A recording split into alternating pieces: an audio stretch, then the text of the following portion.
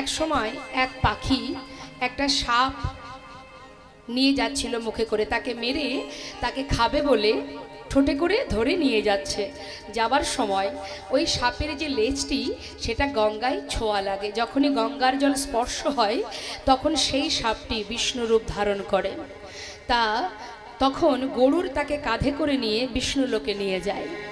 এটা শোনবার পরে মহারাজ বলছেন, আমি সেই কারণে যাচ্ছি ওই প্রয়াগে স্নান করতে, যেখানে স্নান করলে, যেখানে স্পর্শ করলে যদি বিষ্ণুরূপ ধারণ করা যায়, বিষ্ণুরূপে বিষ্ণু লোকে পৌঁছানো যায়, সেই পুণ্য ফলের জন্যই আমি যাচ্ছি প্রয়াগে স্নান করতে।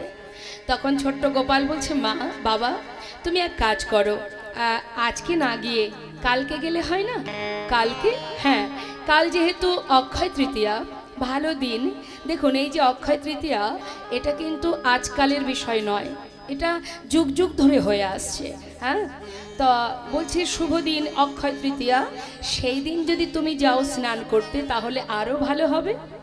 মহারাজ বললেন, কথাটা তো মন্দ নয়, ঠিকই বলেছ তুমি, তাহলে কালই যাওয়া যাক। ভালো কথা। রাত্রে ঘুমিয়েছেন, সকালবেলা ঘুম থেকে উঠেছেন, ওঠার পর সরোবরে স্নান করতে যাচ্ছেন।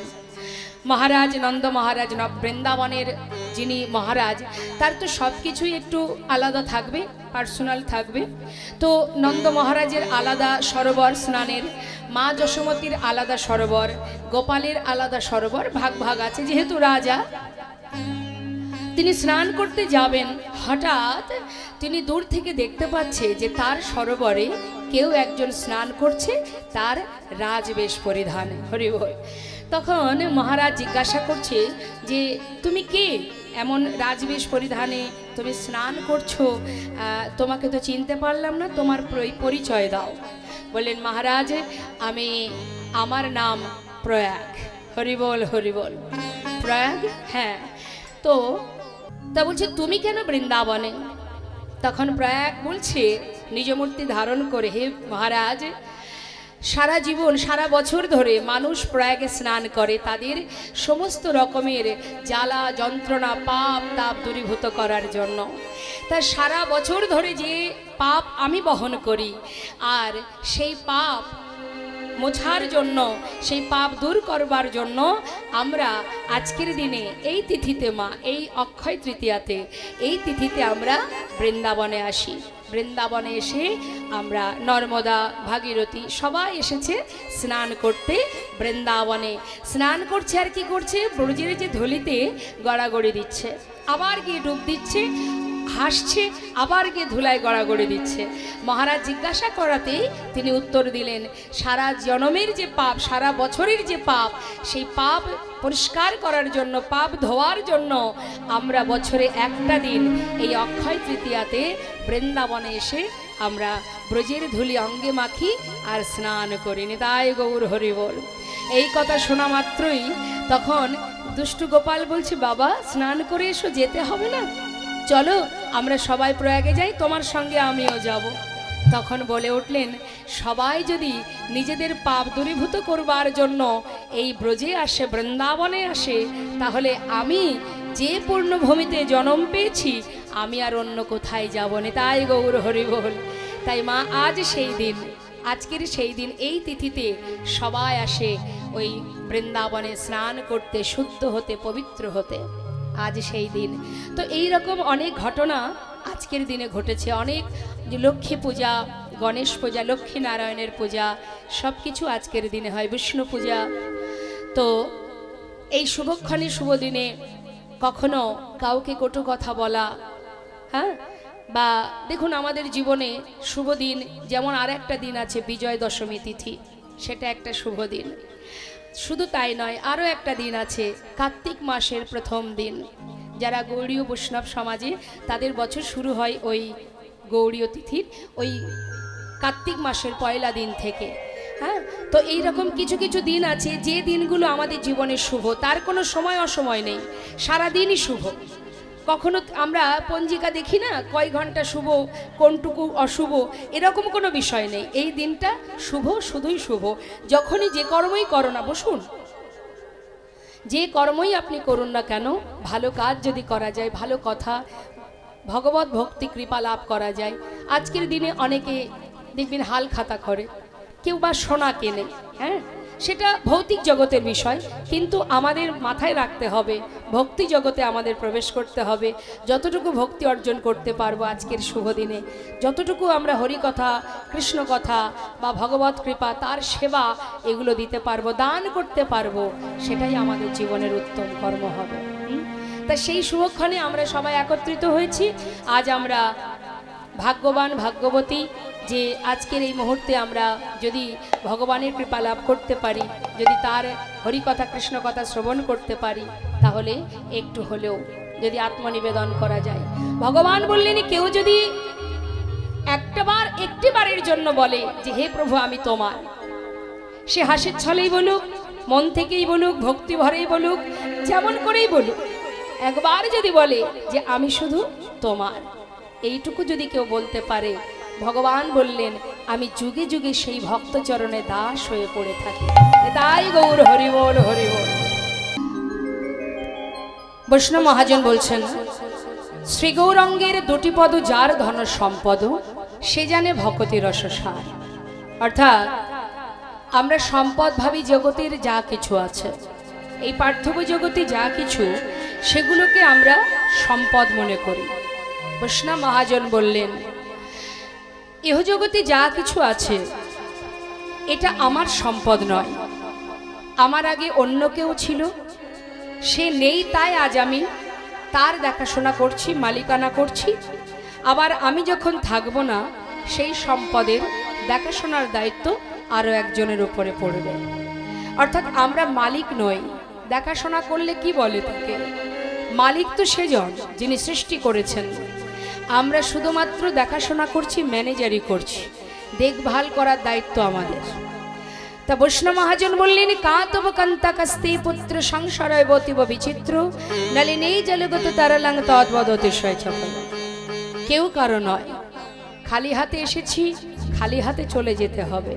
শুধু একটা জিনিস যাবে, তোমার কর্ম অনুযায়ী যে ফলটা তুমি অর্জন করেছো, সে সুকর্ম করলে সুফল, কুকর্ম করলে কুফল, ফলের বোঝাটা তোমাকে কাঁধে করে নিয়ে যেতে হবে। তার মানে কি বাবা, আমরা কিন্তু কেউ খালি হাতে যাচ্ছি না মা, কিছু না কিছু সঙ্গে নিয়ে যাচ্ছি। সেটা কি? আমি আমার কর্মটাকে নিয়ে যাচ্ছি। তা কর্ম অনুযায়ী পরবর্তীতে সেই মতোই আমাদের সেই জায়গাতেই জন্ম নিতে হবে।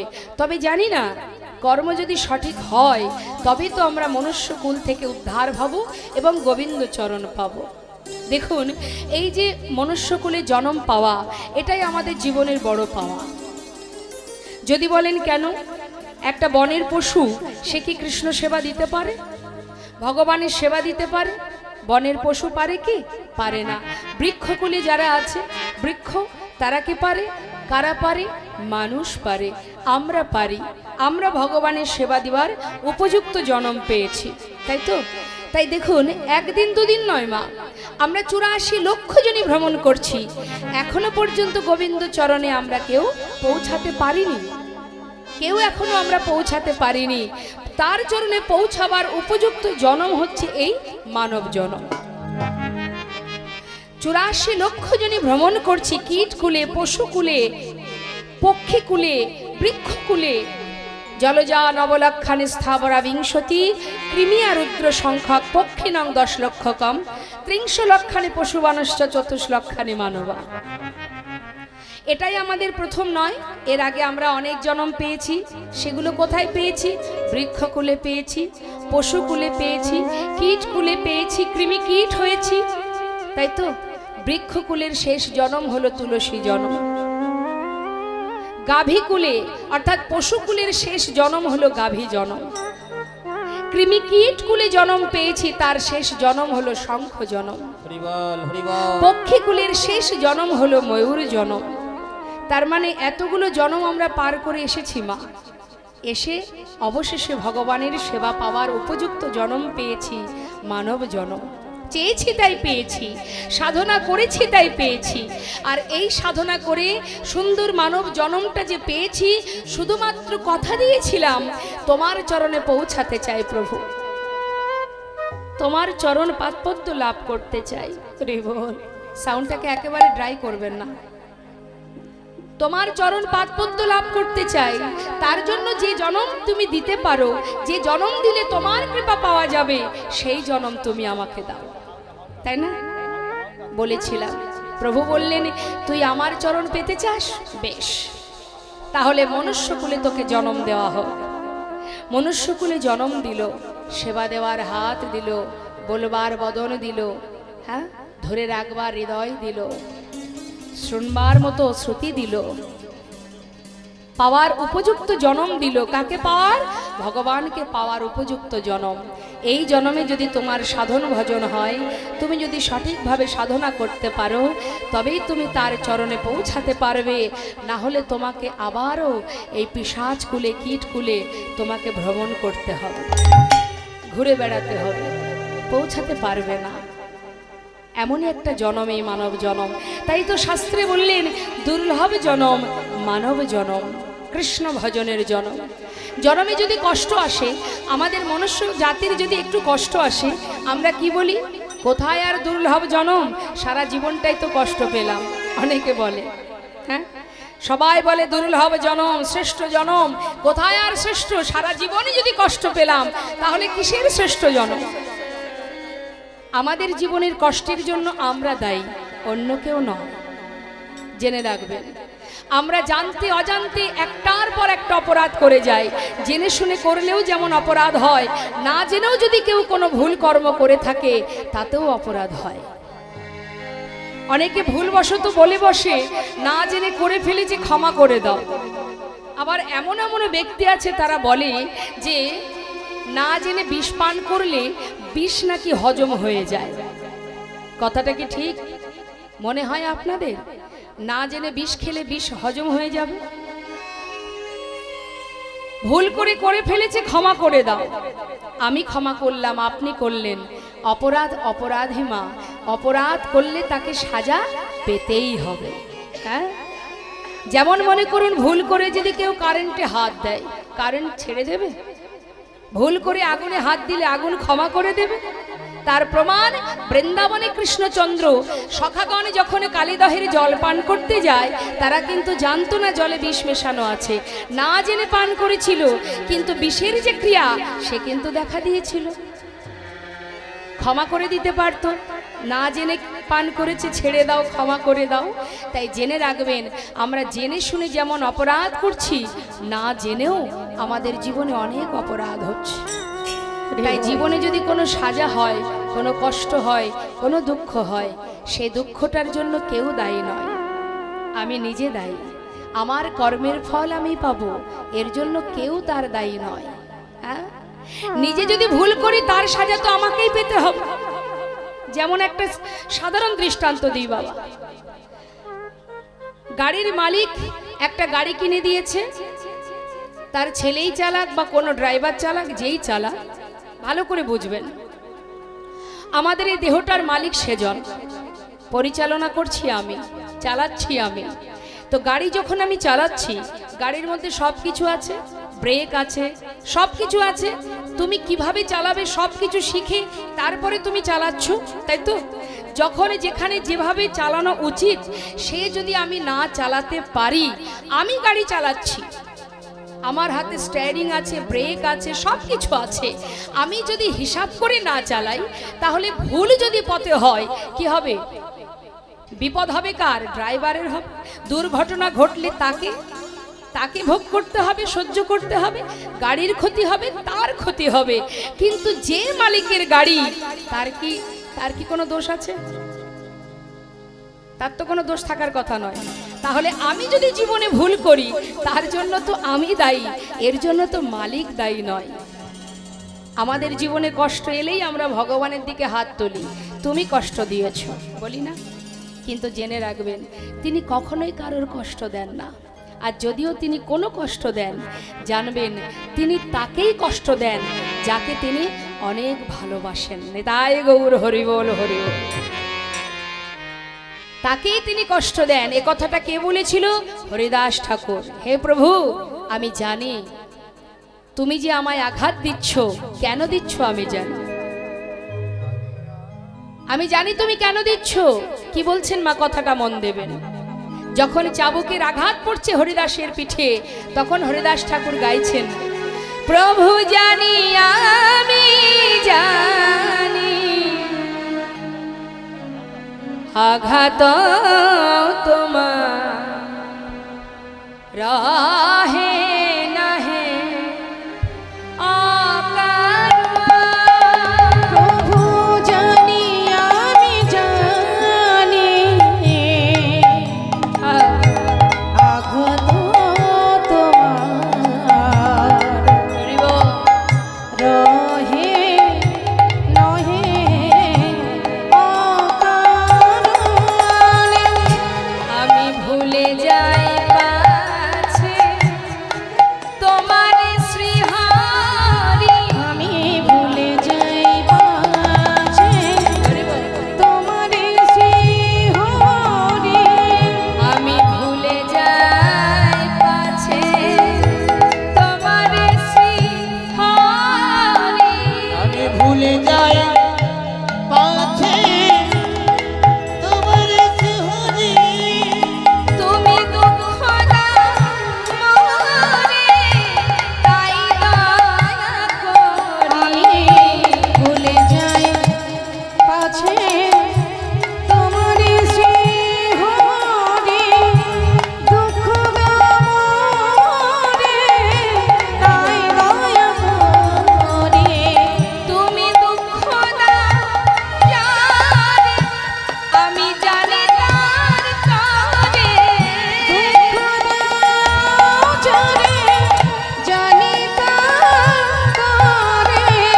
তুমি দুঃখ দাও যারে, ওগো জানি তার তরে। দয়া তব অফুরা। হে নারায়ণ, হে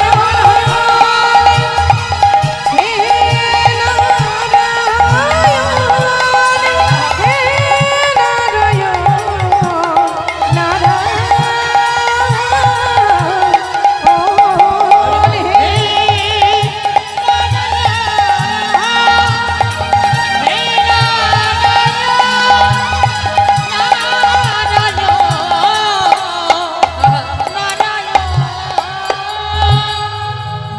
কত সুন্দর কথা মা। তুমি দুঃখ দাও যারে, জানি তার তরে। দয়া তব অফুরন। আপনার ঘরের সামনে ছোট ছোট বাচ্চারা যদি খেলা করে, সেখানে আপনার বাচ্চাও খেলা করছে, দূর থেকে আপনি খেলা দেখছেন, দেখে এত ভালো লাগলো, খুশি হয়ে আপনি হয়তো কোনো দোকান থেকে ভালো খাবার কিনে সব বাচ্চাদের দিলেন, দিতেই পারেন। যখন আপনি খাবার কিনে দেবেন, তখন কি শুধু নিজের বাচ্চাকে দেবেন না সবাইকে দেবেন? সবাইকে দেবেন। ভালো।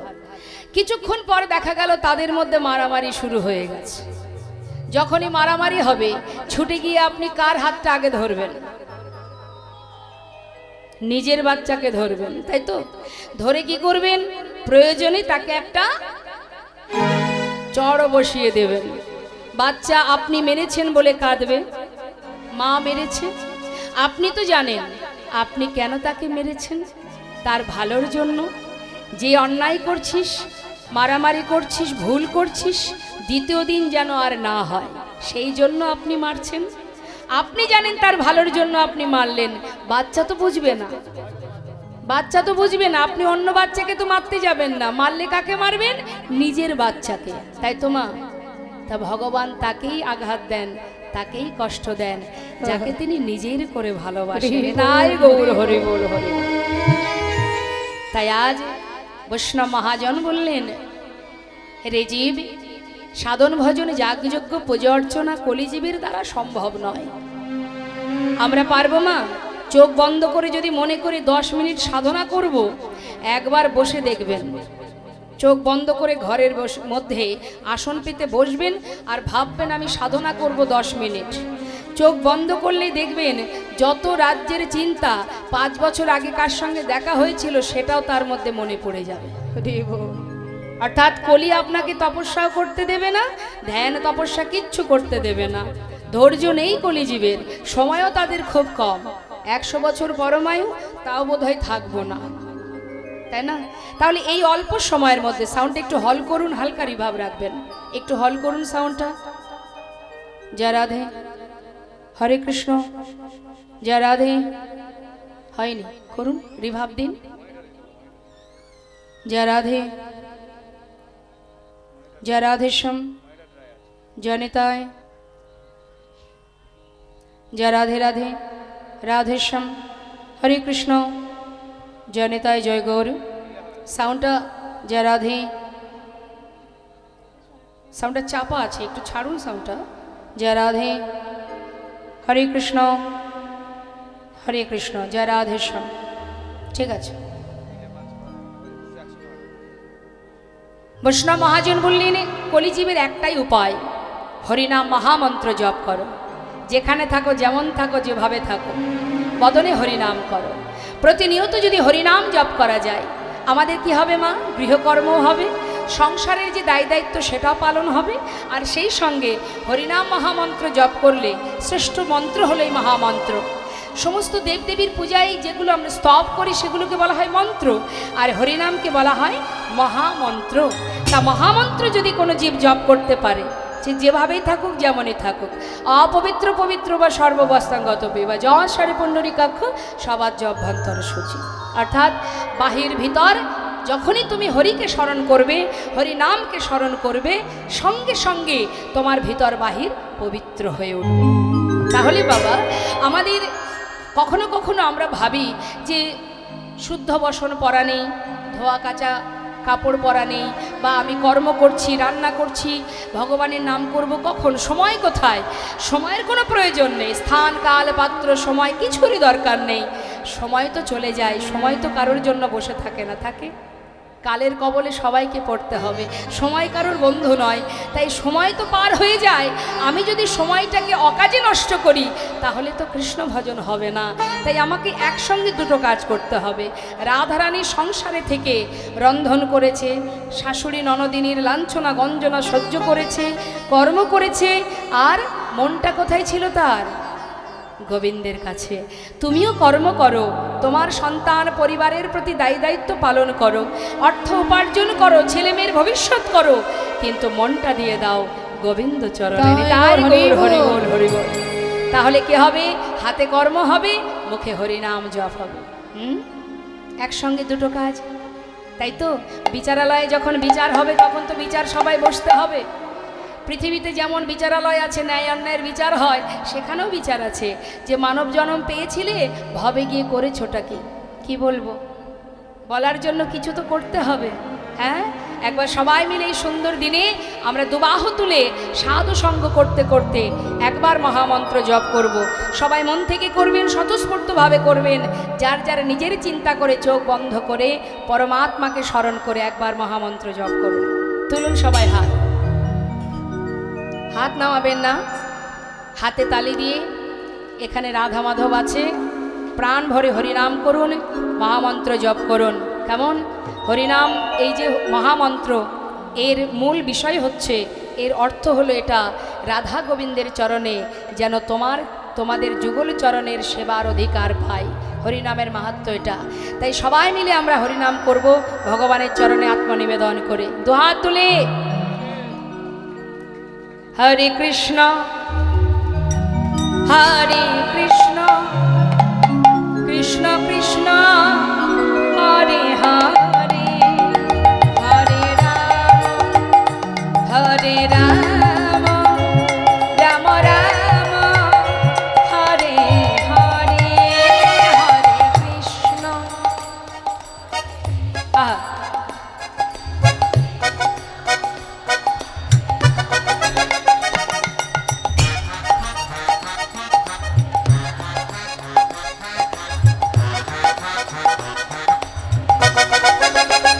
আমি বলবো, যারা দাঁড়িয়ে আছেন বসার জায়গা পাননি, এটা সত্য, কিন্তু আপনারা যে এসেছেন ভগবান তো দেখছে। তাই একবার সবাই যে যেখানে দাঁড়িয়ে আছেন দুহাত তুলে একবার মহামন্ত্র জপ করুন। আজকের শুভ দিনে শুভ কর্ম যদি করা যায় তাহলে সেটা চিরতরে তার ফল লাভ করা যায়, অক্ষয় হয়ে থাকে। সবাই মিলে গাইবেন একসঙ্গে, কেমন? দুহাত তুলে। হ্যাঁ, হরে কৃষ্ণ, হরে কৃষ্ণ, কৃষ্ণ কৃষ্ণ হরে হরে, হরে রাম, হরে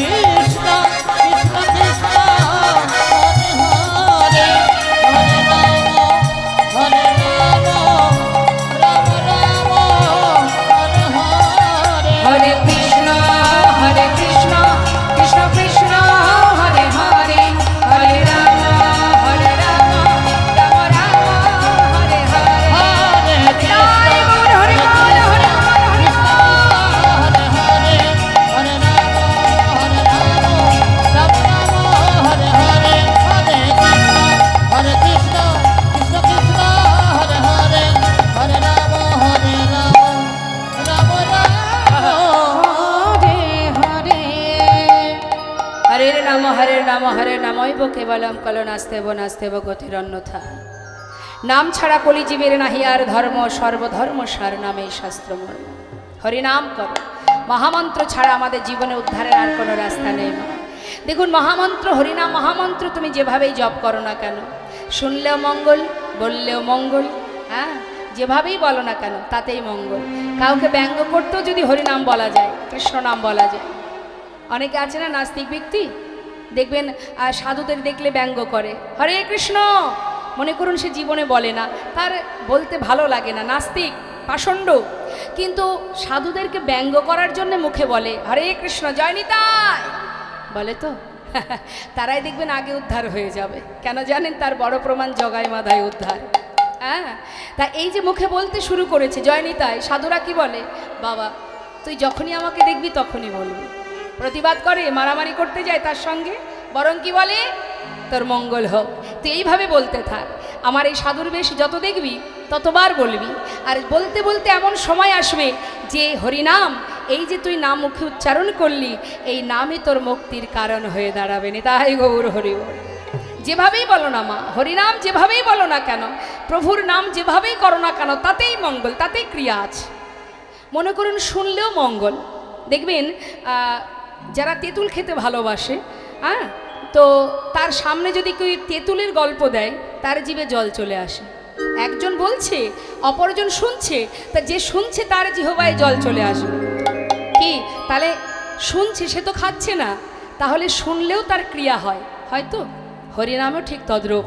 হরিনাম তুমি যেভাবেই বলো, আবার দেখবেন কোনো জায়গায় সংকেত করতেও ভগবানের নাম করা হয়। যেমন ধরুন কোনো কোনো জায়গা আছে ভগবানের নামে, যেমন কৃষ্ণনগর আছে, তো গোপালনগর, গোবিন্দপুর, বিষ্ণুপুর। তা এই যে ভগবানের নাম, অনেকে দেখবেন বলে যাবি নাকি কৃষ্ণনগর, এ ভাই যাবি কৃষ্ণনগর, মুখে বলছে তো কৃষ্ণ কৃষ্ণ কৃষ্ণ, এই যে বলছে এতেও কিন্তু ক্রিয়া আছে। বাড়ির ছোট ছোট ছেলে মেয়েদেরকে ভগবানের নামে নাম রাখা হয়, এখন অবশ্য আর রাখে না, এখন রাখে, বলে ওসব নাম চলবে না। ওসব নাম কেউ রাখে? এখন সব ভালো ভালো নাম বেরিয়েছে, দেশি নয়, সব বিদেশি নাম, জনি বনি আছে না, হ্যাঁ রনি, বাবা সব বিদেশি বিদেশি টাইপের নাম। হ্যাঁ, তা পাপাই, সব ভালো ভালো নাম এগুলো। পাপ আয়, তুই আর দূরে থাকবি কেন, সব আয় আমার কাছে আয়। যদি বলেছেন ভগবানের নামে নাম রাখতে, বলে ধুর সব ব্যাকডেটেড, চলবে না। কিন্তু নামেরও, সন্তানকেও যদি ভগবানের নামে নাম রাখা যায়, তারও মহিমা আছে, তারও উপকার আছে। একমাত্র অজামিল নিজের সন্তানের নাম দিয়েছিল, লোমশ মুনি বলে এক মুনি, নাম দিয়েছিল নারায়ণ। অন্তিম সময়ে অজামিল ছিল পাষণ্ড, সে জাতিতে ব্রাহ্মণ, স্বভাব ছিল নিচু প্রকৃতির, খুন করত, ডাকাতি করত, চুরি করত। সেই অজামিল নিজের ছেলের নাম ধরে ডেকেছিল। কোন সময় মা? যখন শয্যায় শুয়ে আছে, অন্তিম মুহূর্ত, সেই সময়, নারায়ণ তুই একবার আমার কাছে আয়, এমনভাবে আত্মনাদ করে ডেকেছিল। বিষ্ণুলোক থেকে দূত পাঠিয়েছিল ওই অজামিলকে নিয়ে যাওয়ার জন্য, সোনার সিংহাসনে করে নিয়ে গিয়েছিলেন। যমদূত পাঠিয়েছিল, যমদূত বললে তোমরা কেন এসেছো? বিষ্ণুলোকের বিষ্ণুদূত বলে উঠল, দেখতে পাচ্ছ না কার নাম করছে? ও তো ওর ছেলের নাম করছে, ওটা তো সেই বৈকুণ্ঠের নারায়ণের নাম নয়, ওটা ছেলের নাম নারায়ণ, তাই ছেলেকে ডাকছে। বলে যেভাবেই ডাকুক, ছেলের নাম ধরেই ডাকুক, আর যার নাম ধরেই ডাকুক না কেন, নামটা তো নারায়ণ। এই যে মুখে উচ্চারণ করেছে, ওর সমস্ত পাপ দূর হয়ে গেছে, তাই আমরা ওকে এসেছি নিতে, বিষ্ণু লোকে নিয়ে যাব, সোনার সিংহাসনে করে নি। তাই গৌর হরি বল, হরি বল। তাই মাগো, সন্তানের নাম রাখতে হলে একটু ভেবে চিনতে রাখতে হবে, তাতে তারও মঙ্গল, মা বাবারও মঙ্গল, সকলের মঙ্গল। বৈষ্ণব মহাজন বললেন, যদি কেউ হরিনাম শ্রবণ করে, হৃদয় থেকে তার অন্ধকার দূরীভূত হয়। আমাদের ভিতরে কিছু অন্ধকার আছে, কালিমা আছে, হিংসা, লোভ, লালসা, ক্রোধ, এগুলো দূর হয়ে যায় যদি কেউ হরিনাম শ্রবণ করে। আপনারা এসেছেন লীলা কথা শ্রবণ করছেন, এই যে শুনছেন, শোনার একটা মহিমা আছে।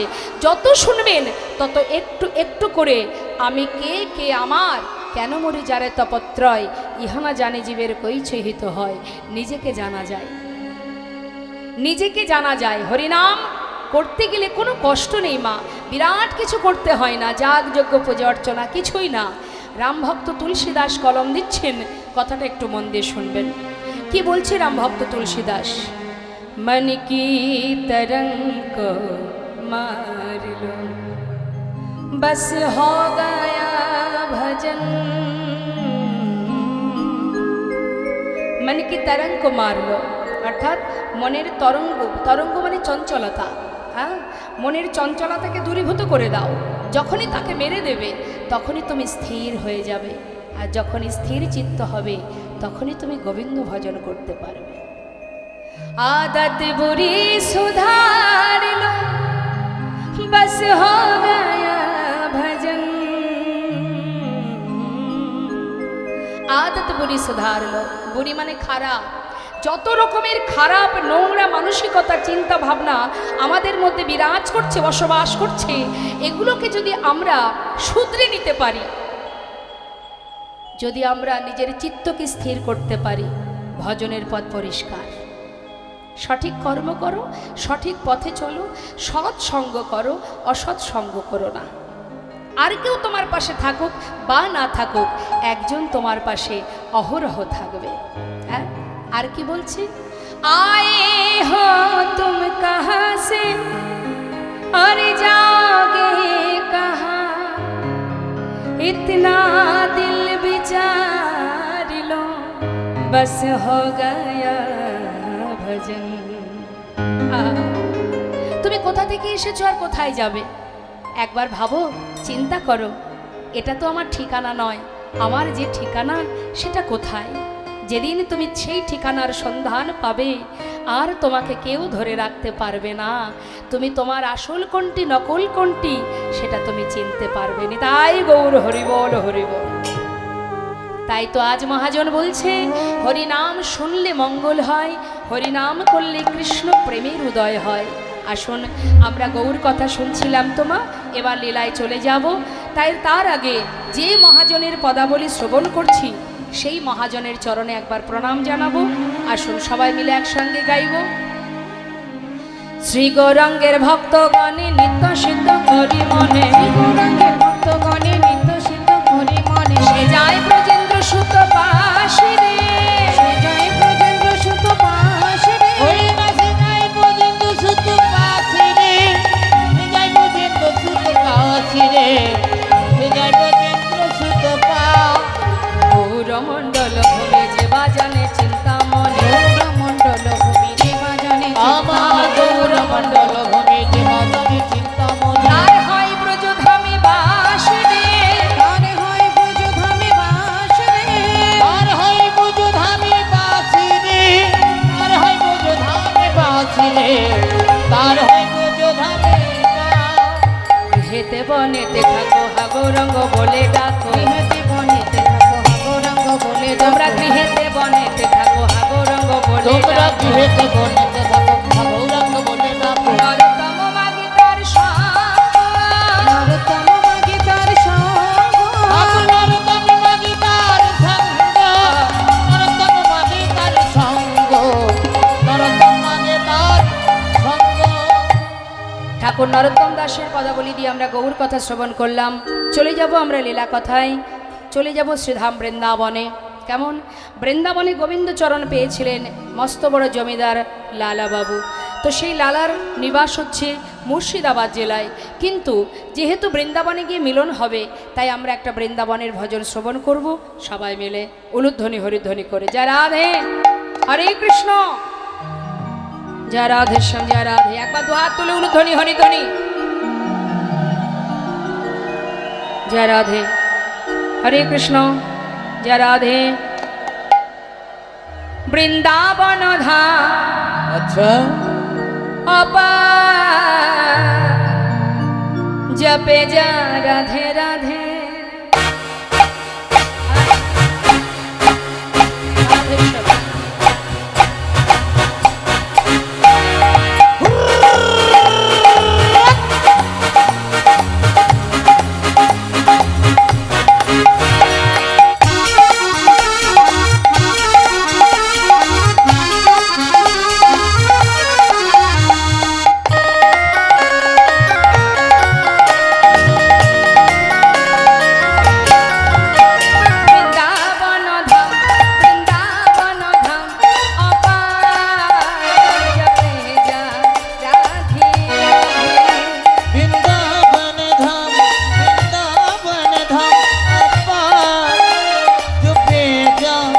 রাধে রাধে जपे जा राधे राधे भजे जा राधे राधे जपे जा राधे राधे भजे जा राधे राधे राधे अलबेली अच्छा राधे अलबेली सरकार जपे जा राधे राधे राधे अलबेली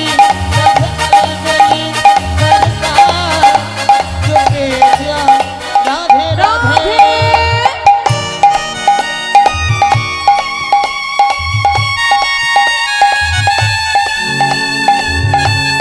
राधा रानी की जय वृंदावन धाम की जो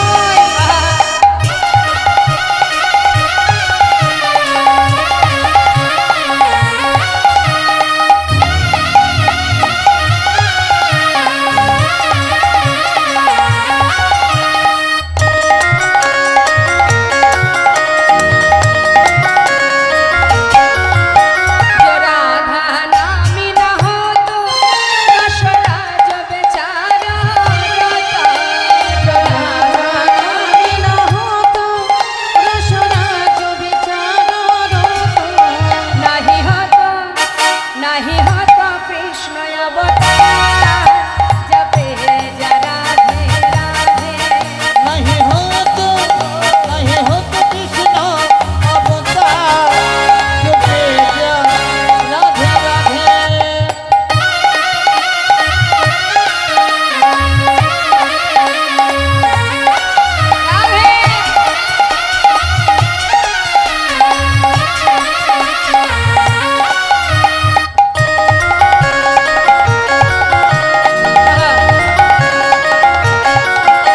जो राधा राधा गावे प्रेम पदार्थ पावे जो राधा राधा गाए जो प्रेम पदार्थ पाए जो राधा राधा गावे प्रेम पदार्थ पावे जो राधा राधा गाए प्रेम पदार्थ पाए वो है जाए बेड़ा पार जपे जा राधे राधे सब हो जाए तेरा पार जपे जा राधे राधे वृंदावन धाम अपार जपे जा राधे राधे भजे जा राधे राधे जपे जा राधे राधे भजे जा राधे राधे प्रेम से बोलिए राधा रानी की जय वृंदावन धाम की जय बांके बिहारी लाल की जय जय राधे श्याम जय राधे राधे